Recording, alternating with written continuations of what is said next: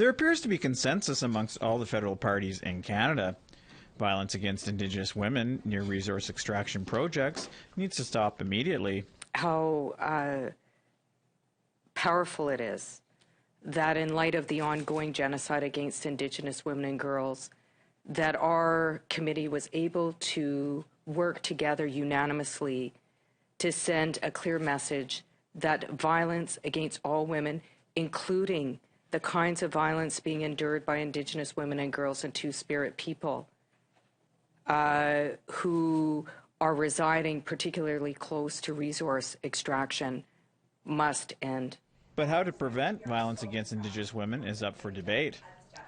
Conservative MP Michelle Ferrari suggests profitable mining companies should be left alone to police themselves. We know that resource extraction is the #1 employer. So, and I think to my colleagues' comments, this isn't about whether or not resource extraction is good or bad. We do have different opinions on that.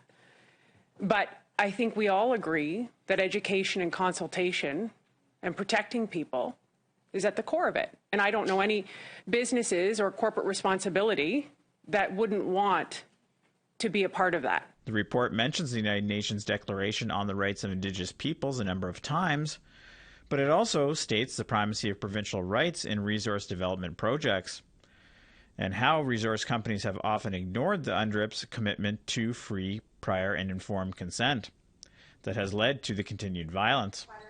But when asked, Conservative Committee Chair Karen Vecchio showed no appetite to discuss what should happen to these companies that continue to ignore Indigenous rights. A violent-free Canada, a violent-free community is exactly where we need to go. So with all the questions that you're asking about UNDRIP, I recognize where you're coming, but I look at this very specifically, that when it comes regarding the violence, that there has to be a no-holds-barred, that we cannot allow this to happen. Liberal MP Sonia Sidhu had this to add.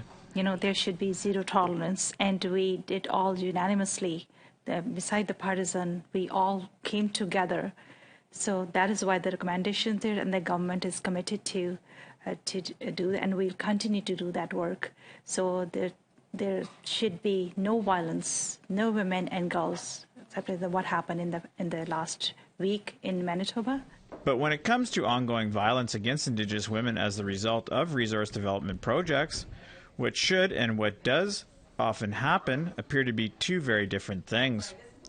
Fraser Needham, APTN National News, Ottawa.